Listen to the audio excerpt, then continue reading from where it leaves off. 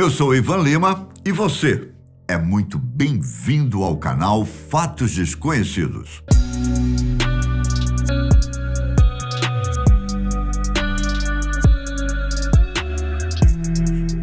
As primeiras horas da madrugada do dia 26 de abril de 1986 marcaram um dos piores acontecimentos da União Soviética.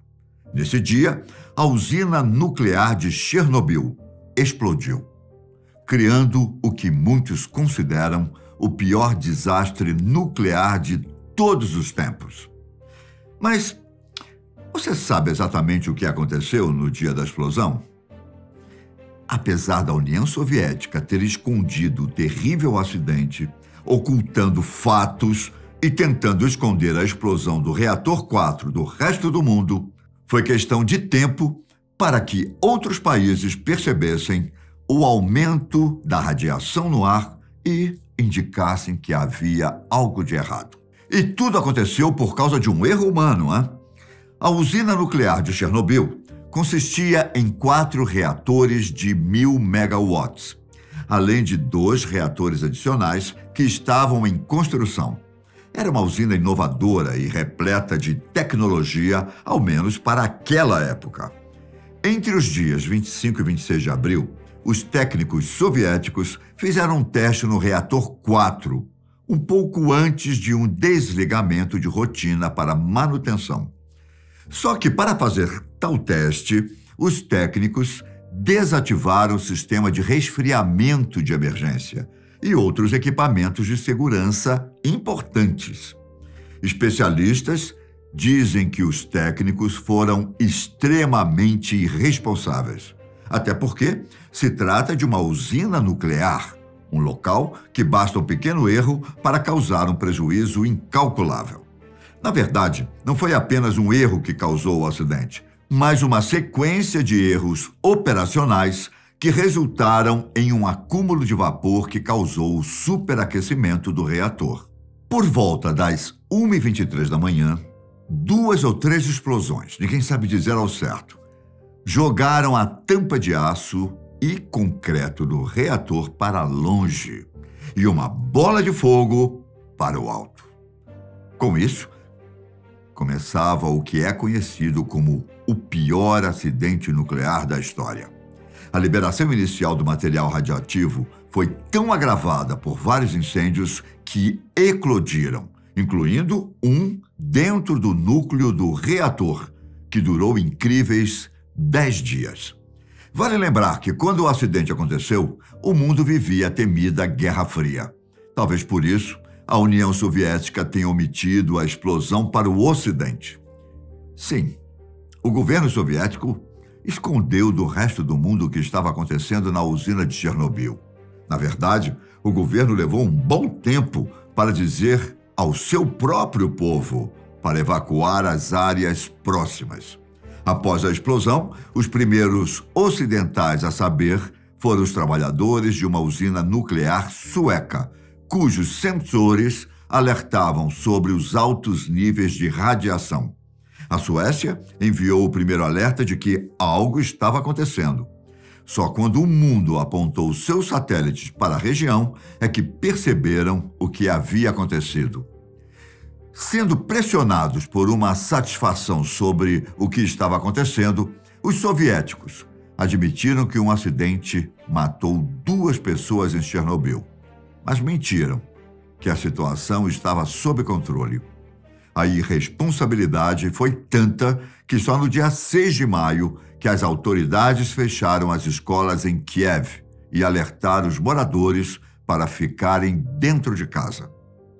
Mas e quanto às pessoas que viviam em Pripyat, a cidade mais próxima de Chernobyl, e onde a maioria dos trabalhadores da usina moravam?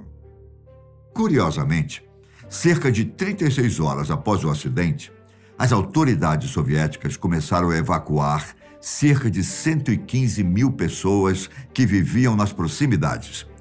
Só que até isso acontecer, muita gente já tinha começado a sofrer com vômitos e fortes dores de cabeça.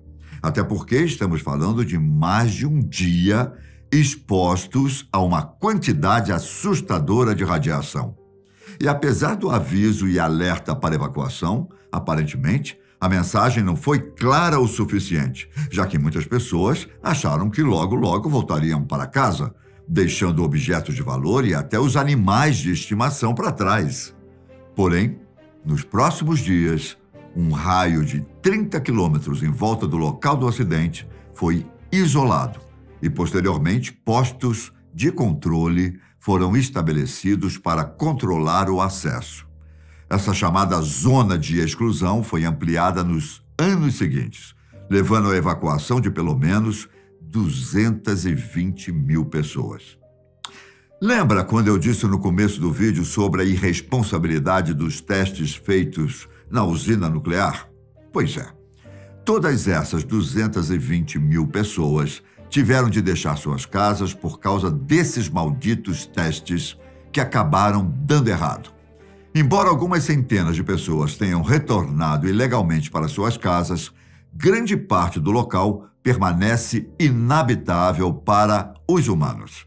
No dia da explosão, apenas 2 trabalhadores da usina morreram.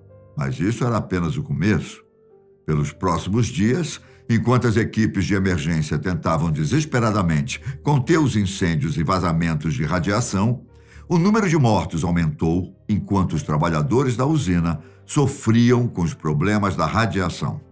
O fogo inicial foi abafado por volta das 5 da manhã, mas o incêndio resultante do grafite da usina levou 10 dias e precisou de 250 bombeiros para apagá-lo.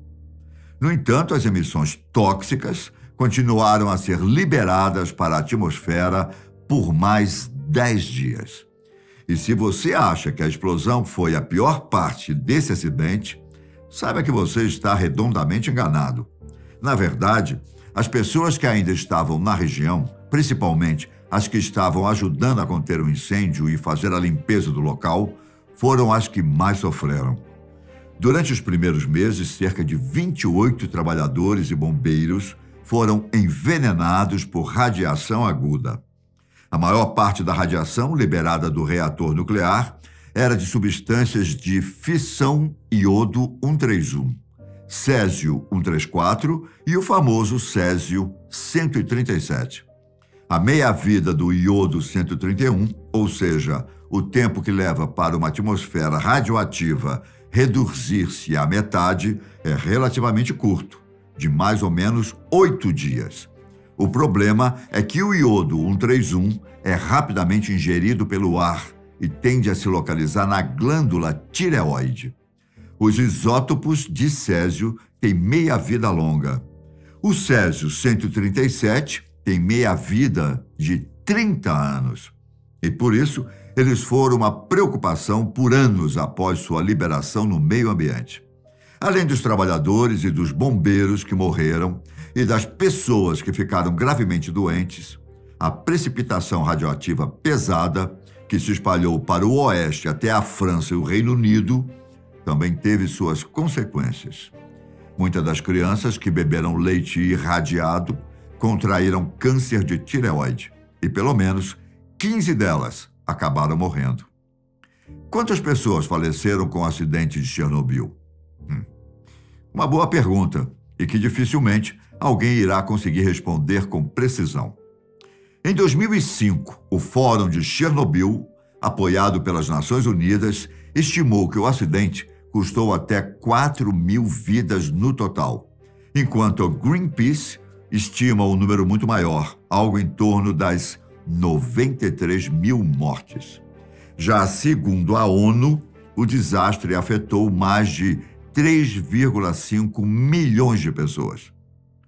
Por causa da radiação, mais de 5 mil pessoas tiveram câncer de tireoide e a maioria foi tratada e curada.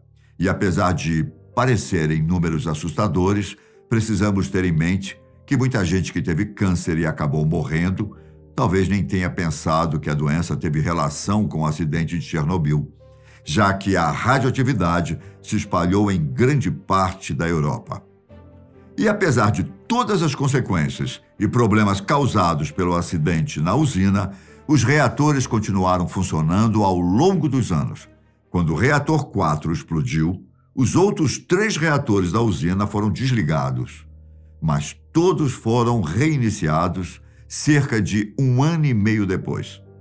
As coisas voltaram ao normal, mesmo com a condenação internacional das falhas de projeto e contaminação generalizada no local. Milhares de operadores da usina continuaram trabalhando.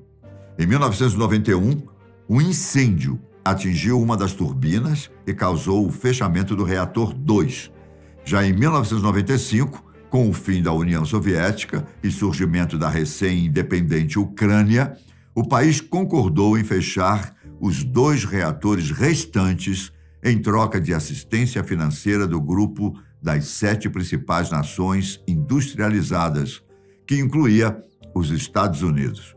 Mas a escassez crônica de energia e o conflito com a Rússia, a principal fonte externa de energia da Ucrânia, convenceram o parlamento ucraniano a adiar o fechamento da usina, que fornecia 5% da eletricidade da Ucrânia.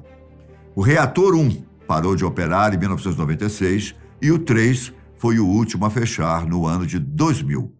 A usina e a cidade de Pripyat fizeram parte de uma zona de exclusão por anos, até que as autoridades ucranianas liberaram algumas partes para turismo em 2011.